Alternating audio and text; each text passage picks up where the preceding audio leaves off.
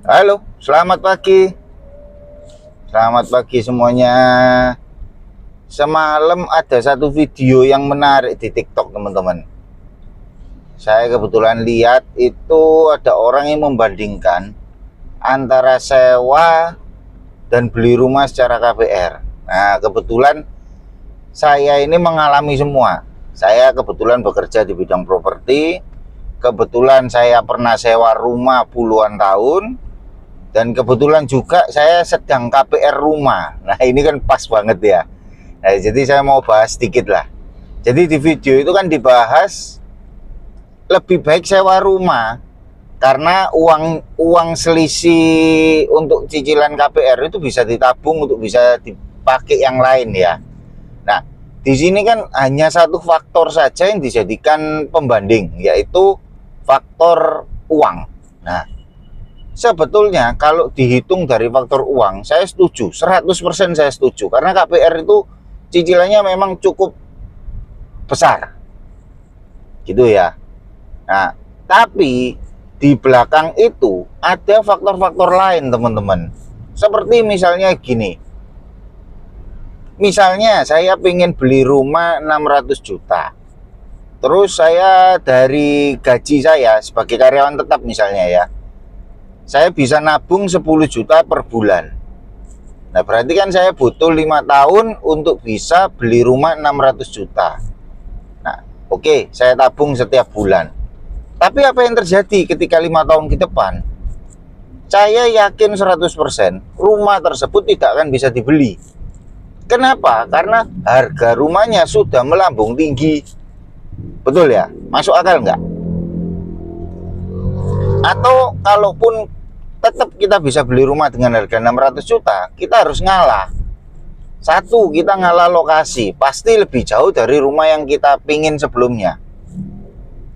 Ya kan? Yang kedua, pasti kita dapatnya itu lebih kecil daripada rumah yang sebelumnya. Nah, itu loh.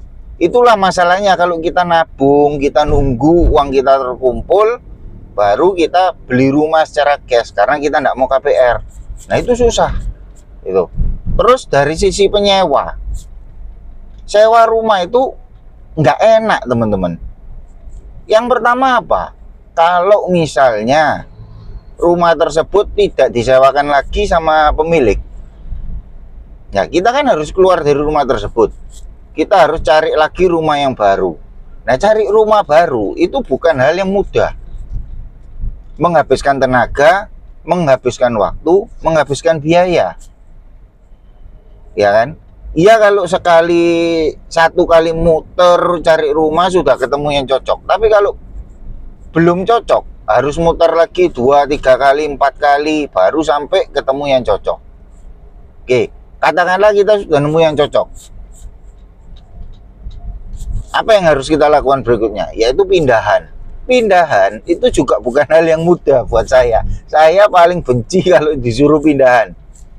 Bayangkan rumah yang sudah rapi, tertata rapi, barangnya saya bongkar, saya packing, saya pindah ke tempat baru, saya bongkar lagi, ya kan? Saya unboxing, saya tata lagi rapi. Itu menghabiskan waktu. Satu, menghabiskan tenaga juga, menghabiskan biaya juga. Dan yang ketiga, itu faktornya psikologis. Kalau saya pindah ke tempat yang baru, otomatis saya harus beradaptasi. Ya kan? Padahal tidak semua orang itu gampang beradaptasi, betul kan? Nah, itu susah. Apalagi saya punya anak kecil, saya punya istri. Nah, itu beradaptasi dengan lingkungan yang baru itu bukan hal yang mudah, teman-teman. Iya kan? Halo, sorry, tiba-tiba mati tadi. Jadi gini, teman-teman. Mungkin akan ada banyak orang yang sedikit tidak setuju dengan pendapat saya. Mungkin mereka akan ngomong, loh, kalau KPR itu kan cicilannya pasti berat. Apalagi kalau masa fix bunganya itu sudah lewat, sudah masuk masa floating. Itu bisa naik hampir sampai 40%. Saya setuju, karena saya juga mengalami hal itu. Gitu ya. Tapi ada satu hal yang mungkin tidak banyak orang tahu, yaitu apa? KPR itu bisa di take over. Di take over itu apa sih? Jadi di take over itu teman-teman pindah bank. Jadi misalnya dari bank A dipindah ke bank B dengan promo bunga yang baru, dan itu saya lakukan juga. Jadi saya dari bank A saya pindah ke bank B. Dulu cicilan saya 4,5 jutaan mungkin ya, saya lupa. Ketika saya take over dengan promo bunga yang baru, justru cicilan saya itu lebih rendah. Dan ada kemungkinan juga ketika saya take over, ketika appraisal itu menilai rumah tersebut lebih tinggi, teman-teman bisa dapat tambahan dana, justru bisa dipakai untuk kebutuhan yang lain, bisa dipakai untuk usaha atau apapun itu gitu. Jadi kembali lagi saya ngomong, ini menurut saya sekali lagi ya, kalau teman-teman punya uang lebih dan kebutuhan teman-teman itu sudah tercukupi, kebutuhan per bulan, ada baiknya teman-teman mikir untuk beli rumah walaupun itu secara KPR.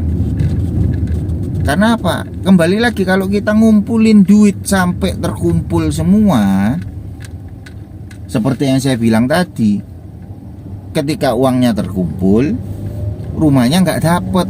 Kenapa? Karena harga rumah sudah terlalu tinggi, ya kan? Itu hal yang sangat masuk akal, karena kenaikan gaji kita dengan kenaikan harga rumah, inflasi itu jauh, teman-teman.